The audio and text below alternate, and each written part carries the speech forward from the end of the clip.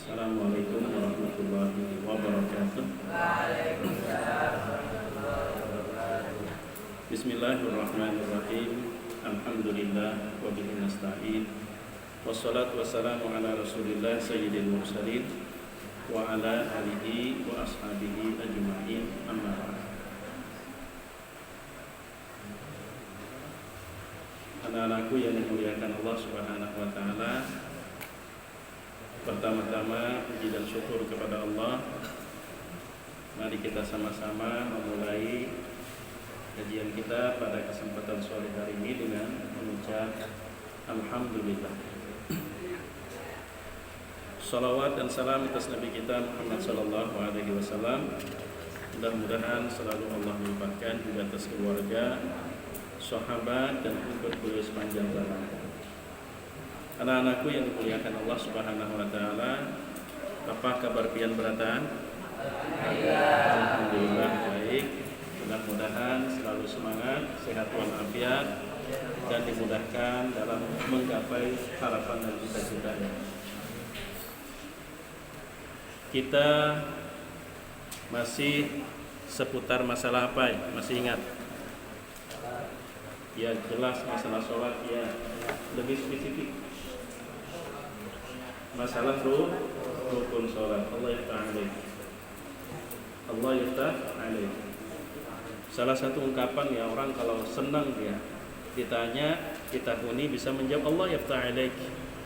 Allah yaftah alaih. Semoga Allah semakin membukakan pengetahuannya. Baik, kita lanjut kajian kita. Kita telah memasuki sedikit berhubungan dengan masalah fardu atau rukun di dalam sholat. Di mana kemarin kita sudah bahas yang pertama tentang bagi yang mampu untuk sholat fardu mesti berdiri. Bagi yang mampu berdiri betul, berdiri tegak untuk melaksanakan sholat fardu, bagi yang mampu merupakan rukun atau fardu yang pertama. Tapi untuk sholat sunnah bagi yang mampu kemarin boleh nggak duduk melaksanakannya? Boleh. Tapi konsekuensinya pahalanya setengah. Nah, jadi kalau untuk sholat sunnah boleh. Tapi kalau untuk sholat fardu berdiri tegak bagi yang mampu adalah rukun. Kemudian yang kedua kemarin masalah niat. Kita udah bisa membedakan antara melafazkan niat dengan menjaharkan niat. Kalau menjaharkan niat betul tidak ada perintahnya. Tapi kalau melafazkan niat, mayoritas ulama menyebutkan yustahabu, dianjurkan.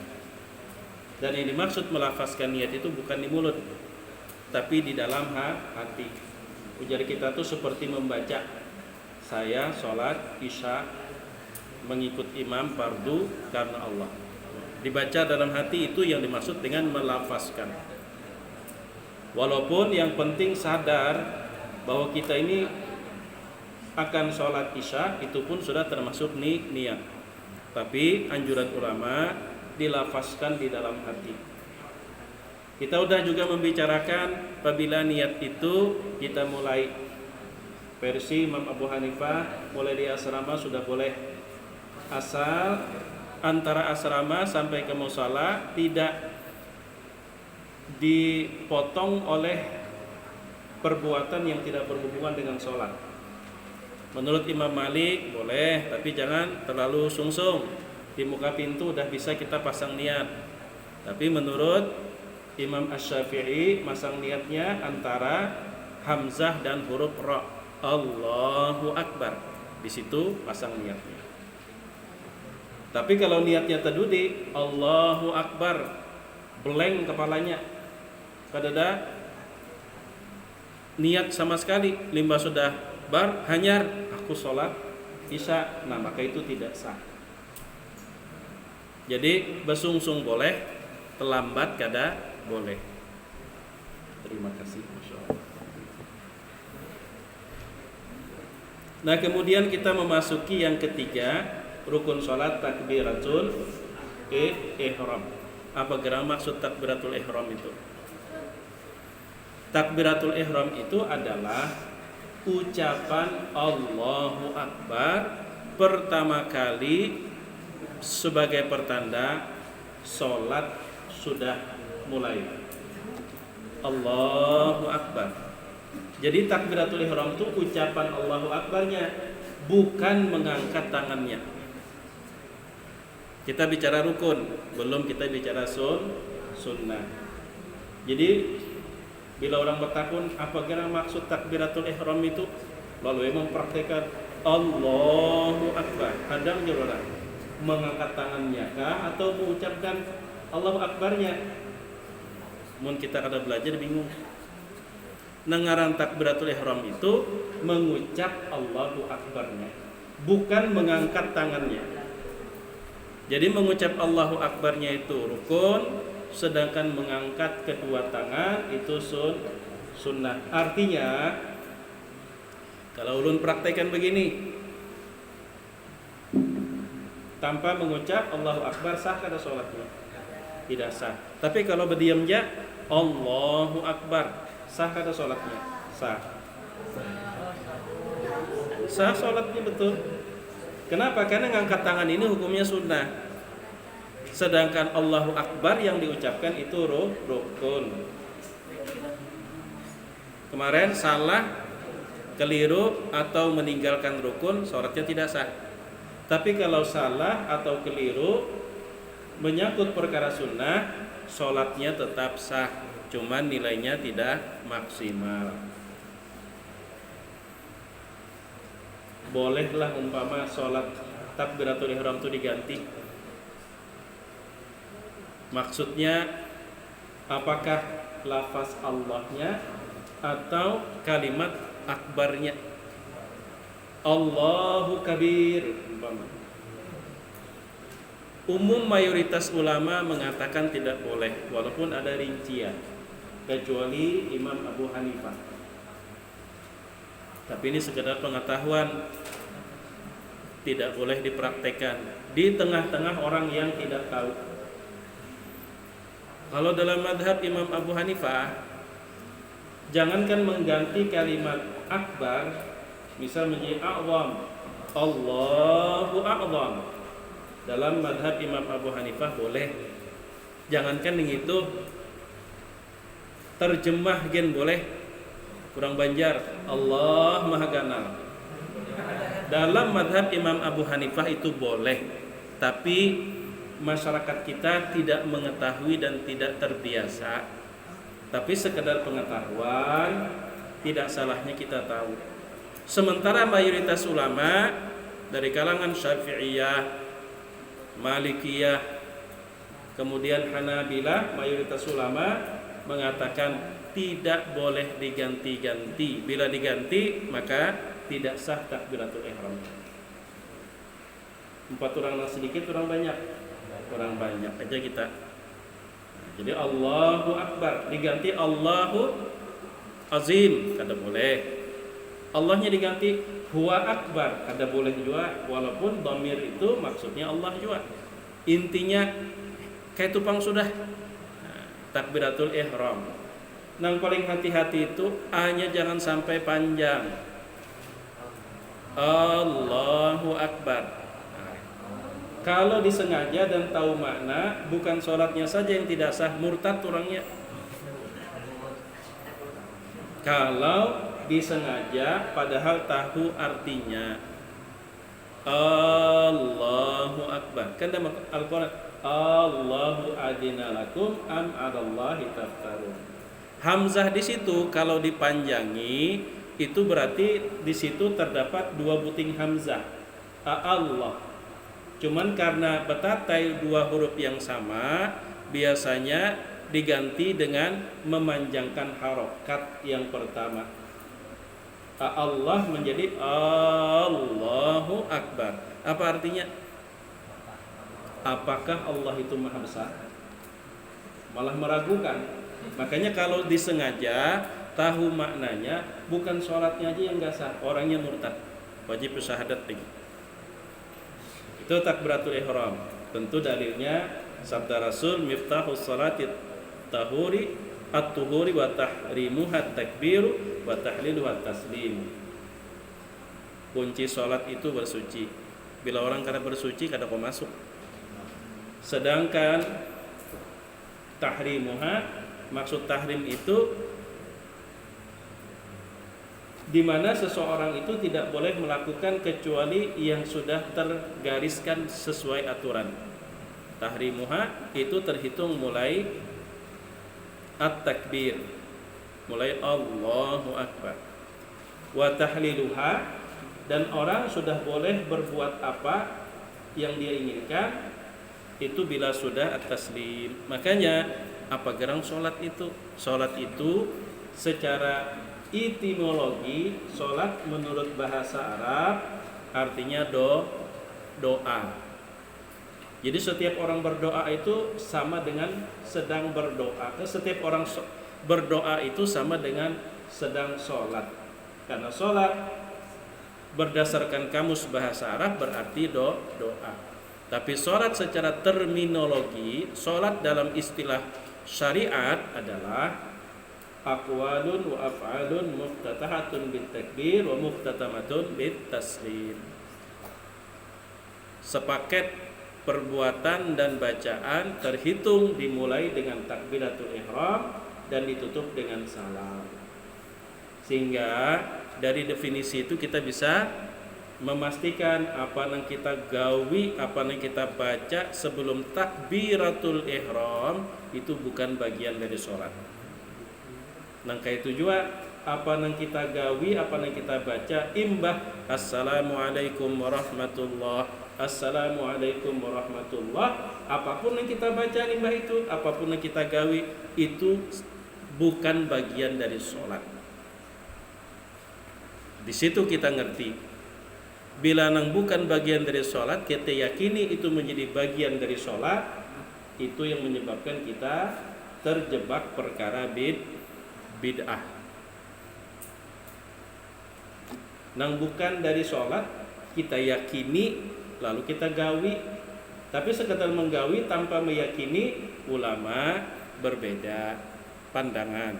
Ada yang mengatakan boleh, ada yang mengatakan tidak boleh dengan alasan dikhawatirkan kalau pina dianggap itu bagian dari sholat.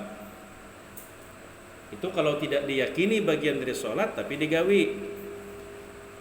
Tapi kalau digawi plus diyakini itu adalah bagian dari aturan sholat padahal bukan, itulah ulama sepakat itu namanya bid'ah.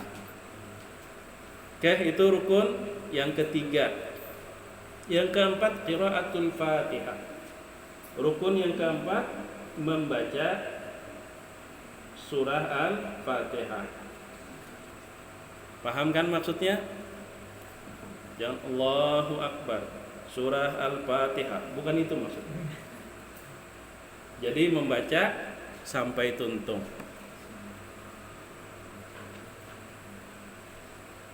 Rasul sallallahu alaihi wasallam bersabda, la salata liman lam yaqra bi Fatihatil kitab. Tidak sah salat yang tidak membaca surah Al-Fatihah. Mungkin pian-pian menemukan ada sedikit perbedaan. Ada membaca surah Al-Fatihah berbismillah. Ada nang kada, nang bujur nang mana? Dua-duanya bujur, nang salah nang kada salat. Itu udah pasti. Sekedar pengetahuan, surah Al-Fatihah itu disepakati oleh seluruh ulama terdiri dari berapa ayat? 7. Jadi sepakat semua. Cuman perbedaannya nang 7 ayat nang itu mulai mana? Itu aja bedanya. Mulai mana? Tapi sepakat surah Al-Fatihah itu sab'an minal mathani. Semua sepakat surah Al-Fatihah itu berjumlah 7 ayat. Tapi ayat pertamanya nang mana? Nah, ayat pertama yang mana?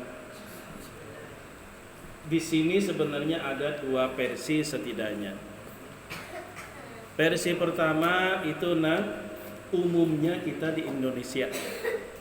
Versi pertama umumnya kita di Indonesia ayat pertama itu terhitung mulai Bismillahirrahmanirrahim. Pernah latihan mitihi di Al-Quran itu surah Al-Fatihah, surah Al-Baqarah, surah Ali Imran, surah An-Nisa dan seterusnya. Setiap awal itu kan ada bismillah. Tapi pernah latihan mitihi bismillah nang di surah Al-Fatihah bernomor, sedangkan bismillah di surah lain kada bernomor. Coba itihi kana bahasa. Itu menandakan resminya negara kita termasuk yang mengatakan Bismillahirrahmanirrahim yang ada dalam surah Al-Fatihah itu adalah terhitung ayat pertama. Ya kan nomor ayat itu di ujung. Coba itihi. Surah Al-Baqarah ada juga Bismillahirrahmanirrahim tapi kada bernomor ujungnya. Nang bernomor itu mulai alif lam mim hanya bulat 1. Dzalikal kitabul la raiba fi hudal lil muttaqin bulat 2. Demikian juga surah Ali Imran alif lam mim bulat 1. Allahu la ilaha illa huwal hayyul qayyum bulat 2. Demikian juga surah An-Nisa ya ayyuhan nasu taqu rabbakumul ladzi khalaqakum min nafsin wahidah wa khalaqa minha zawjaha wa batha minhuma rijalan katsiran wa nisaa'a wattaqullaha alladzi tasaaluna bihi wal arham innallaha kana 'alaikum raqiba. Baru ada nomor 1 dan seterusnya. Nang kadada bismillah itu sebutin aja surah apa? Al-Bara'ah. Bara'atun minallahi wa rasulihi ilal ladzina ahadtum minal musyrikin. Al-ayah. Itu nang kadada bismillah. Selain daripada itu selalu ada bismillahirrahmanirrahim. Cuman bedanya di surah Al-Fatihah cetakan Al-Qur'an nang di Indonesia bernomor bismillahnya, sedangkan surah-surah lain kada bernomor.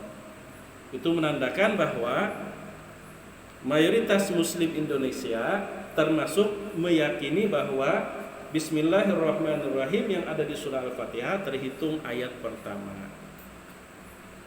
Nah, itu pendapat yang pertama.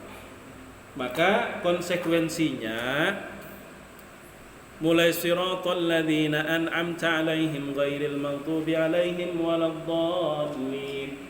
Itu satu ayat, yaitu ayat nomor 7. Ihdinas siratal mustaqim ayat nomor 6. Nomor 7-nya mulai siratal ladzina an'amta 'alaihim ghairil maghdubi 'alaihim waladdallin. Itu ayat ke-7. Nah, sedangkan versi kedua Bismillahirrahmanirrahim di surah Al-Fatihah itu sama dengan Bismillahirrahmanirrahim pada surah-surah yang lain.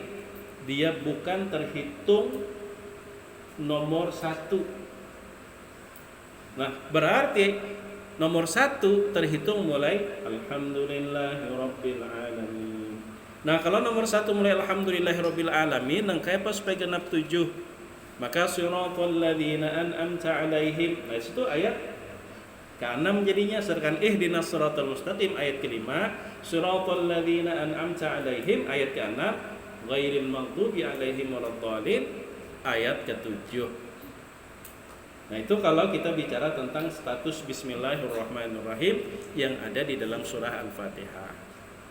Tapi ulama sepakat surah Al-Fatihah 7 ayat.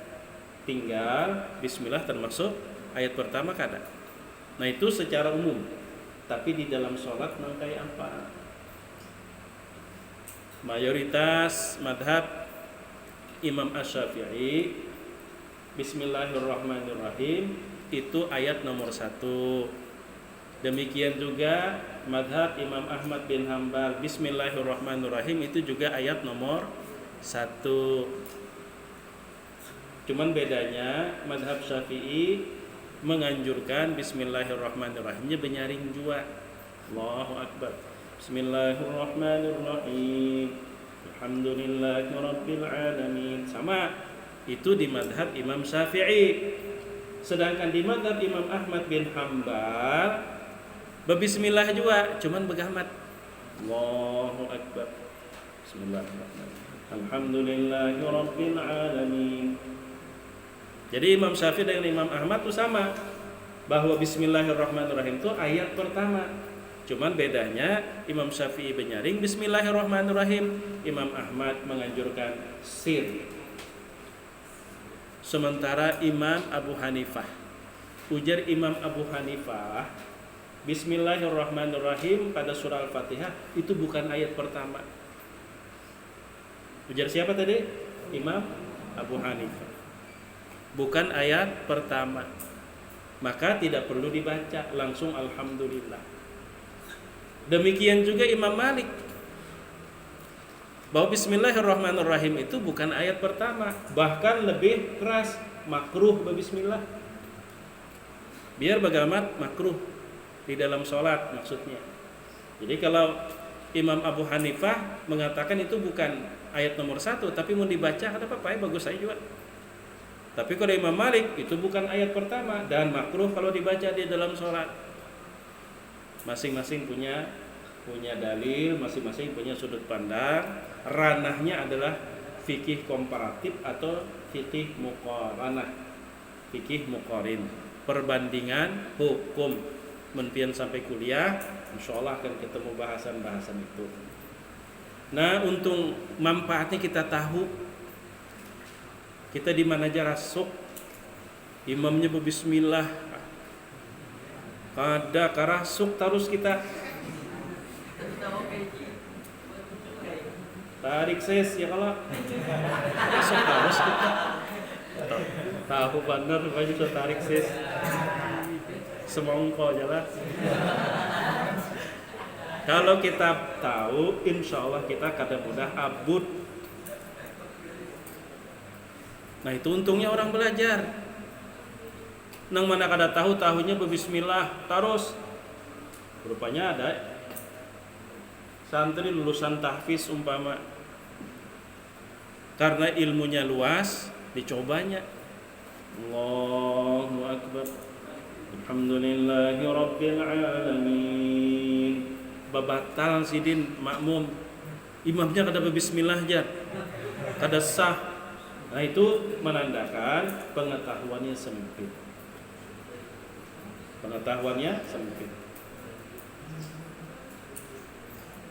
Itulah untungnya kita belajar. Nah itu ya. Nah sekarang tadi rukun yang keempat membaca surah Al-Fatihah. Hanya saja bila berjamaah. Si imam dituntut setiap rakaat membaca Fatihah. Makmum Pak, kita lihat dulu sholatnya, sholat sir atau sholat jahar. Bila sholatnya sholat sir, berarti bila sholat zuhur keempat rakaatnya sir. Bila sholat asar keempat rakaatnya sir. Bila sholat maghrib rakaat ketiga sir. Bila sholat isya rakaat ketiga dan keempat sir.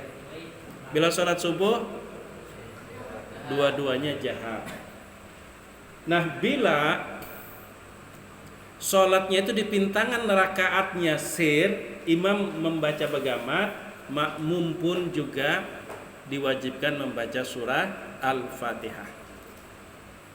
Bila rakaatnya bacaannya sir, berarti zuhur dan asar keempat rakaatnya. Maghrib di rakaat ketiga, isya rakaat ketiga dan keempat. Itu kan nang sir, maka makmum pun wajib membaca Al-Fatihah. Mun imam sudahnya. Nah tapi pas pintangan rakaat nang membaca jahar,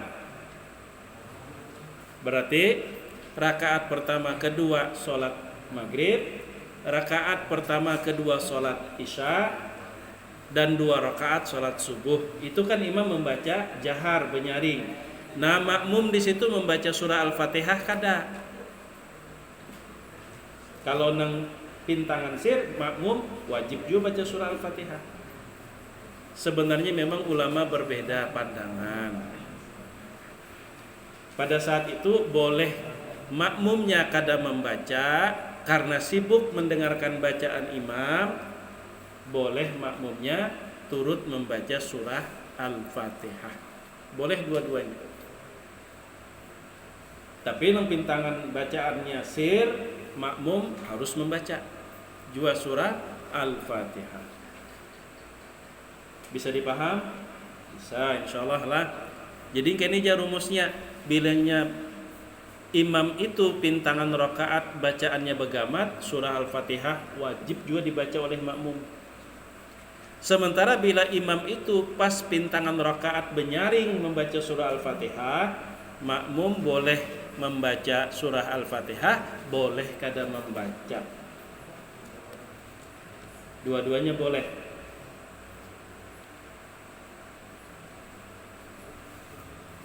Itu garis besarnya ja. Kalau kita bahas secara rinci, habis-habis di situnya kita mengulak-ulak.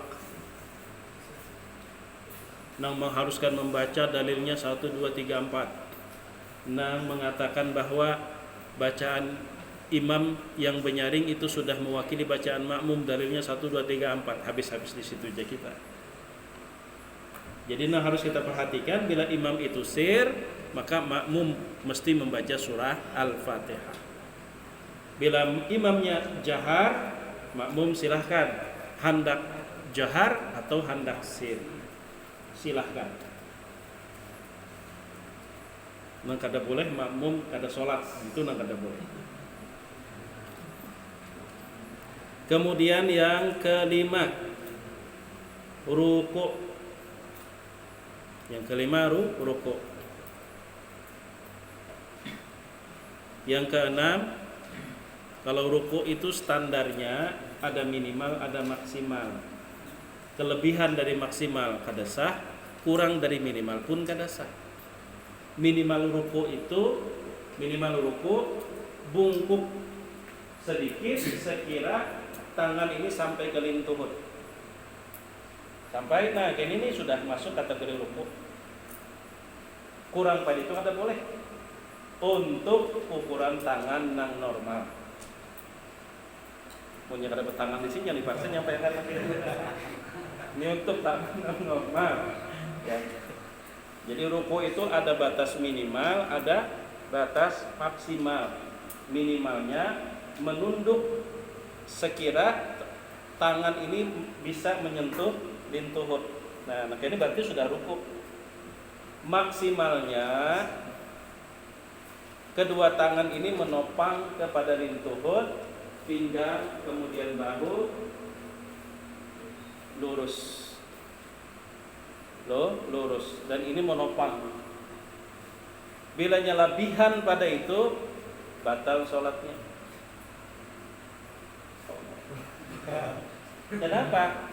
Hukumnya membelakangi kiblat. Punggung membelakangi kiblat jadinya. Maka syarat sah sholat mesti menghadap kiblat. Apa manfaatnya ada batas minimal maksimal? Bagi orang nang encok, jangan dipaksa. Mau dipaksanya nang ini kada lagi mau bangun nya, tak kunci. Nah, maka sakira na begamat bari. Tapi jangan bersuara akai. Jangan batal sholatnya.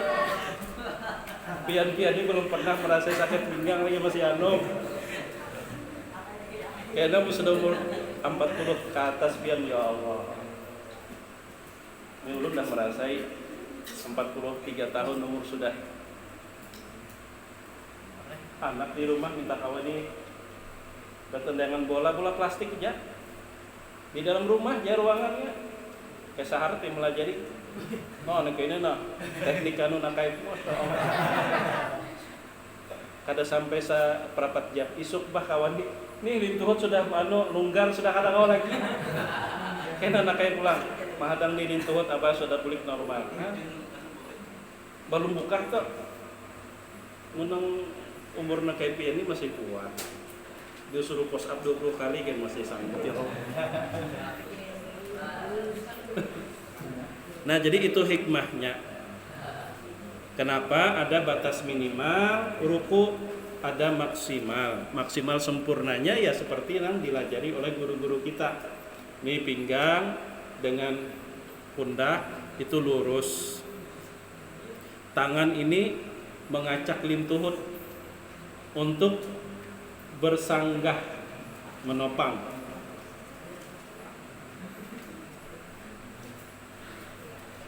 Belum hendak memadai pian, ini rahasia. Ini bisa punya abah di rumah udah encok sakit pinggang, apalagi saraf kejepit. Orang kalau udah rajin sholat malam, insya Allah dipelihara Allah dari sakit pinggang. Kenapa? Karena sudah elastis. Ulun pernah kena urat saraf kejepit, lagi membaiki sepeda, duduk saraf kejepit, langsung kada kudu bangun di muka rumah tadi lantang. Begarak sedikitnya umat menangis. Naik ke rumah betinggaung, bah kayak kat nang kayak tentara latihan yang di atas sekali. Menangis. Itu urat saraf kejepit.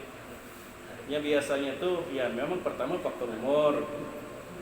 Menukai ini kayang di negara papanya jadi masih buat ya. Sudah Tuhan ini mengangkat yang kayak ini janalah kada siap pinggang itu bisa kena. Maka bilanya kena berdiri ini kayaknya kada ke bapak-bapak kayak itu jalan bilanya kena berdiri kada kok luar biasa perihnya. Nah jadi ternyata ulun dilajari oleh Dr. Mursad obat sakit pinggang nang murah meriah, posisi ruku ternyata. Tapi syaratnya ini sejadah. Ini bisa kalau umpama ada apa atau keluarga di rumah. Ini pun konsultasi lawan dokter ya 10 menit 300.000 bayar. Bujuran mau ke dokter. Nah, tinggiin itu dijajak separuh batis. Dah, itulah. Nah, berarti tinggi kelak. Kedua tangan ini diasung di belakang ini. Bukan kayang, ruku. Begamat. Ini batisnya jangan diolah gitu, di kencang lurus begamat. Sampai di mana kawa? Munang hanyar kena itu pasti kada kawan nang kayak ruku. Pari nang kayak ini nah. Ditahan sampai berapa kawa? Misal kita hitung 20. 1 2 3 4 5 sampai 20. Bangun. Itu kontan dan sakit pinggang nanti. Asal nih nah ditinggi batis mukanya nih. Kada mesti sejadah juga kalau ada apa kan umpama istilahnya nah. Orang kayak itu nah ditahani itu berasa banget sini kayak tertarik. Berasa. Apalagi nu sakit pinggang model yang biasa-biasa aja kontan nanti kada usah mengiau tukang urut. Bilanya ke rumah sakit, saraf kejepit itu bila ke rumah sakit, ujar dokter, operasi. Mau sudah operasi di atas 10 juta keluarkan duit ya. Yang memadahi ulun itu Dr. Mursad. Beliau dokter forensik. Kemudian nang ringannya kayak ini nah lama-lama orang hendak main bola nih kayak itu dulu latihannya. Ini murah, mungkin kada tahu ke rumah sakit operasi aja dokter. Musuh aja dokter operasi pian siapakan di atas 10 juta duit. Ulun jana batu akik nah ini batu akik. Ini namanya lipoma. Batu akik dalam ini namanya lipoma. Lipoma itu semacam gel. Coba pang bawa ke rumah sakit. Asalnya kayak hujan, kayak bial aja. Dulu waktu masih anum-anum kayak pian-pian. Ketujuh main bola. Bilanya bola tinggi, ketujuh nang tendangan berbalik gitulah. Nang kayak Kapten Tsubasa ya kalau. Kapten Tsubasa. Jadi bila gugur itu tangan ini terus nang menahan nah. Kan gue pas cuma ada gue bersalto gugur ke tanah tangan ini cuma menahan rupanya di sini benturan lalu ke rancakan kayak itu muncul kayak bial terus kayak bial dilihatakan begana kayak ini nama ini. Nah, kada bungas kau kelihatannya kawan. Untung di tangan mulya kan dimuhapin kada kan nutupi, mun di tangan ini pasang jam tangan kada melihat orang. Ini ciri supaya jangan tak huruf. Ini ulun bawa ke rumah sakit Ansar Saleh. Dokter bedah. Japainya. Ini Pak Epian hendak permanen kah hendak ada kah kami menggawinya. Yang kada permanen itu cuma kami sedot. Suntik sedot. Bila kami sedot tapi kan kada menjamin terbulik pulang. Berapa bayarnya? 300.000. Tempatnya kami menyedot suntik sedotnya kan gel dalamnya. Bila operasi Pak dang tuh dijapainya pulang. Ini sudah sampai ke tulang aja. Bila sampai ke tulang sudah. Jadi ini operasi pian kada kau bius setengah harus bius total. Ulun dokternya bius separuh kah total kada jadi masalah. Yang jadi masalah kira-kira duitnya berapa. Nah itu dia 10 juta Pak aja ya. 10 juta baik menukar kendaraan sebuah jurang. Kada sakit cuman kelihatannya kada nyaman. Kada sakit kada kelihatannya kada nyaman. Dilihat kada nyaman, kada sakit. 10 juta. Nah, kada kegampangan 10 juta. Kada nyaman aja 10 juta. Dokternya kena dulu jangan berpikir-pikir, otak unisidin. Pian ada BPJS lah. Alhamdulillah belum. Nah, ulun menyarankan, ini kan kada mendesak jua, sakit kada jua, cuman penglihatan mata aja terganggu tuh nah. Terganggu. Nang ampun diri lawan nang urang. Bila mangkat tangan urang bekate cengang ke muka kada, kenapa tangan sidin tuh jan? Nah, kayak ini aja pian daftar BPJS, pian daftar. Istilahnya kan proses sebulan, 2 bulan, 3 bulan kan menunggu sudah terdaftar, kada apa-apa, pian operasi, kada bebayar, pret ya ulun, kada bebayar. Jadi siapa BPJS yang berbayar? Seumur hidup bayarnya cuma mencicil. Kada dana kada bayar, seumur hidup kita kalau BPJS. Kenanya dulu, nya kada sakit juga. Lawan andakannya kau disembunyikan. Nah, banyak tutup jam tangan kada ketahuan. Nah, jadi anggaran sehat itu mahal, jangan disia-siakan.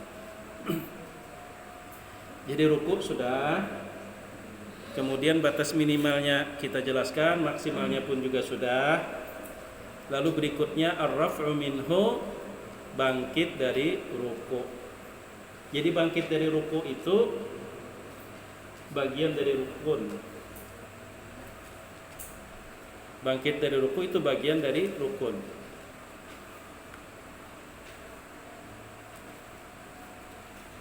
Di mana itu disebut dengan i'tidal. Nah, ulun hendak memberikan masukan lagi. Ruku tadi rukun. Bangkit dari ruku sami'allahu liman hamidah. Nah, bangkit dari ruku juga rukun. Urutan berikutnya apa? Tumaninah ya, sesudah tumaninah sujud, ya kan? Sujud kalau artinya antara ruku dengan sujud dihalat oleh i'tidal dan tumaninah, ya kan? Dalam mazhab Imam Abu Hanifah, bangkit dari ruku dan i'tidal itu bukan rukun. Nah, jadi kalau dalam mazhab Imam Abu Hanifah, bangkit dari ruku kemudian i'tidal beserta tumaninah itu hanya sunnah solat, boleh ditinggalkan. Boleh ditinggalkan. Bahkan tumakninah pun bukan rukun dalam madhab Imam Abu Hanifah. Pernah tak melihat orang salat tarawih 23 rakaat berapa menit? 7 menit. Itu versi madhab Imam Abu Hanifah, karena tumakninah bukan rukun di dalam sholat. Bahkan bangkit dari ruku pun juga bukan rukun. Jadi bahnya Allahu Akbar ruku kalau lah imam itu langsung turun ya sujud. Kada bernaik-naikan. Itu dalam madhab Imam Abu Hanifah. Tapi ini cuma sekedar pengetahuan. Nah, limbah sudah tahu, kira-kira masih kita abut lah kalau ada orang sholat yang kayak 23 rakaat dalam waktu 7 menit, kita biasa-biasa aja. Tapi kita kadung menggawi. Imam Abu Hanifah tumakninah di dalam sholat itu bukan rukun.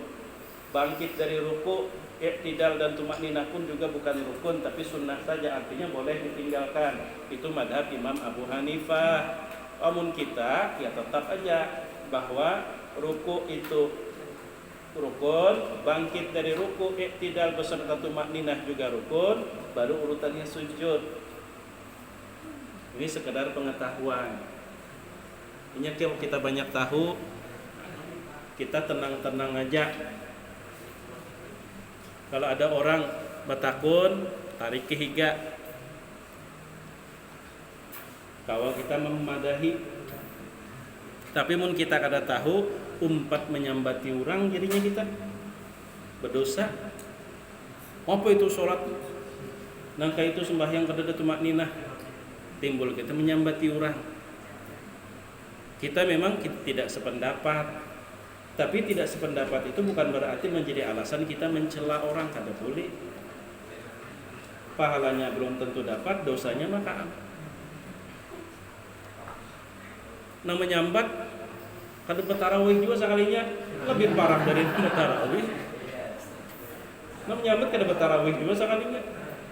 Apa aja sembahyang itu 23 rakaat cuma 7 menit. Kada ada tumakninah khusyuk lah gitu, kawalah khusyuk. Nang menyambut urangnya kan sembahyang.